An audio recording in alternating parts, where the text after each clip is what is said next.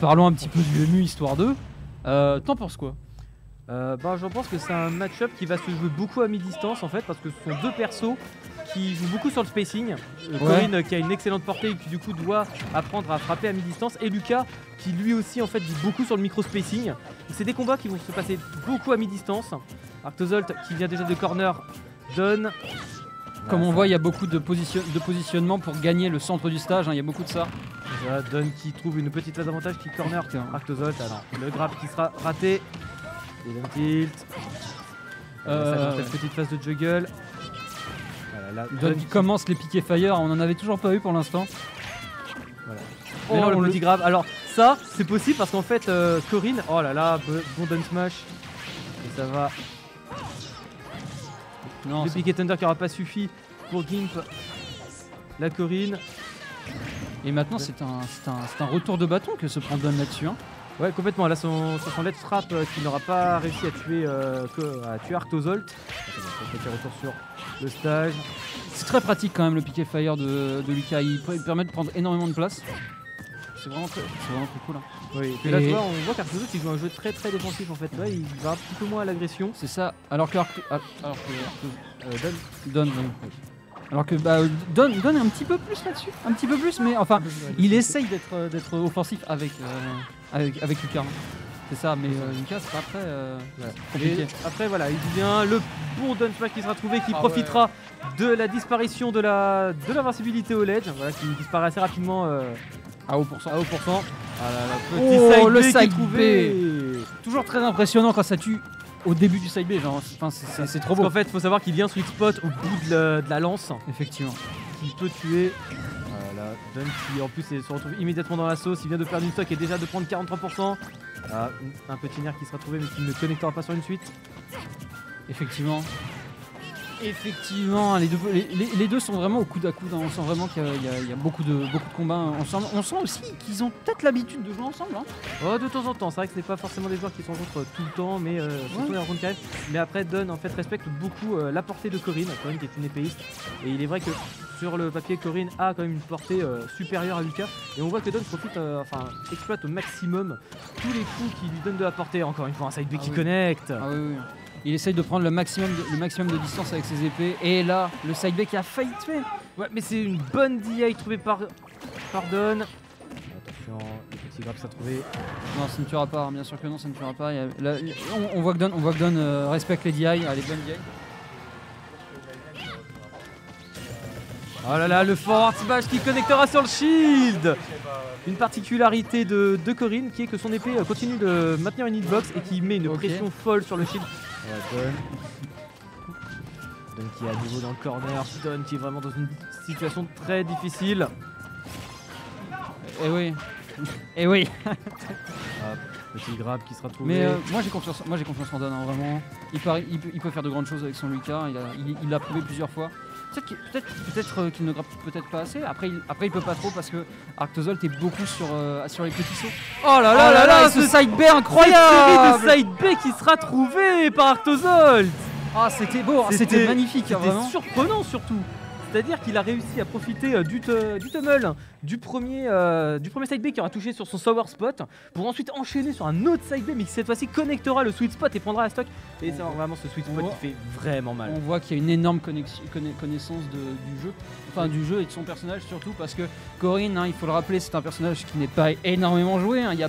Je pense que vraiment sur internet il doit y avoir peu de choses pour se renseigner sur les combos, tout ça. Et on voit que clairement il sait à quel moment il faudrait qu'il side B, il sait à quel moment tout peut connecter et ça c'est impressionnant vraiment. Oui. Non, pour le coup l'Arctozolt là où il gère bien sa Corrin, c'est qu'il connaît très bien les phases d'avantage, hein. Comment gérer la phase d'avantage de Corrin.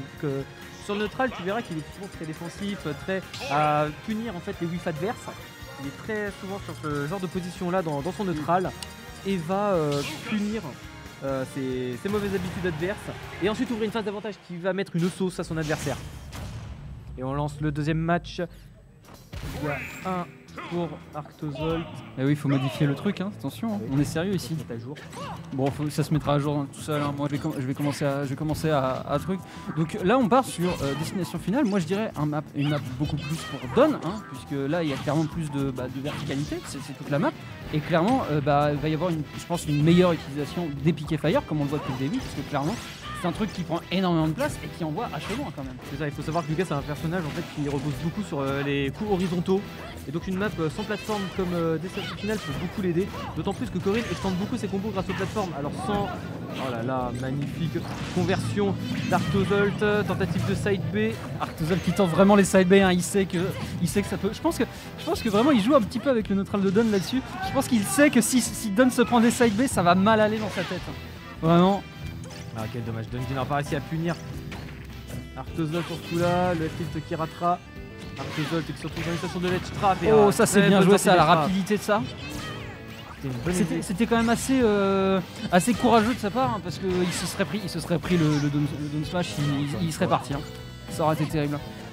Une très bonne utilisation du back air, parce que vraiment le back air le back air de Corrin est vraiment super cool pour prendre de la place sur le terrain. Quel dommage, ce donner qui n'aura pas connecté. Et ouais, t'imagines s'il avait pris ça aurait été incroyable. Il aurait fait la stock et là, oh là là. Un F-tilt, toi ça, c'est ce que je parlais du micro-spacing de Lucas. Là on vient de le voir en action, ce F-tilt qui était... Voilà, attention, ça c'est le moment. Oh, bien joué dommage, ça. Don n'aura pas réussi à punir et oh quel dommage. Yes. Ce grab weave qui aura maintenu Don dans son désavantage et qui permettra à Arctozolt de trouver l'ouverture pour kill. Tu vois, je m'attendais à ce que Don joue un petit peu plus défensif pour justement gratter les pourcents.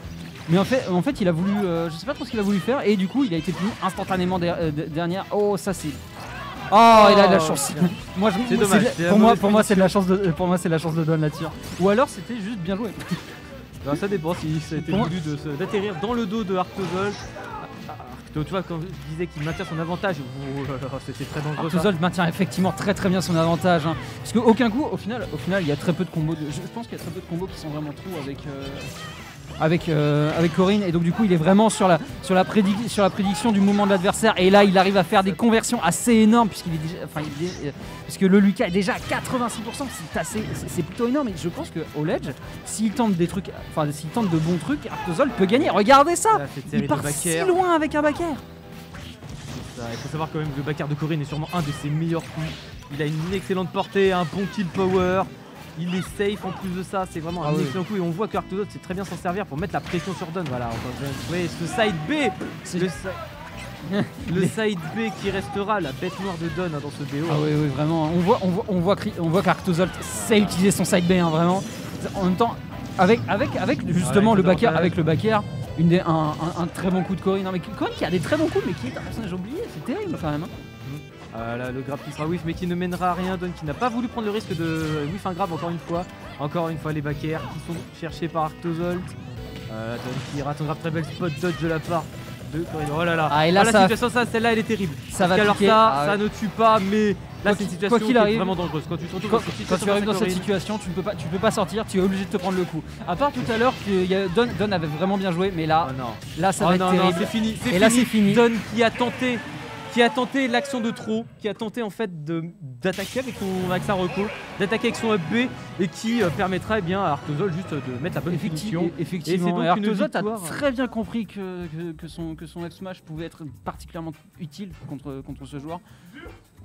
C'était beau. Voilà. Et alors je tiens juste à m'excuser sur l'interface, et j'ai un petit souci sur la mise à jour, mais donc il y a bien 2-0 pour Arctozolt dans ce BO3. Effectivement. Voilà, j'essaye de le mettre ça à jour depuis tout à l'heure, mais bon, des fois le logiciel ne fonctionne pas, c'est comme ça, hein, on peut pas faire autrement. Voilà, mais en tout cas, bien joué aux deux joueurs. Quand même, hein, malgré tout, il y en a eu des bonnes actions des deux côtés, et victoire d'Arctozolt dans ce winner round 1. Peut-être si on réinitialise, ouais non je sais pas. Arrête. Ah oui, au revoir.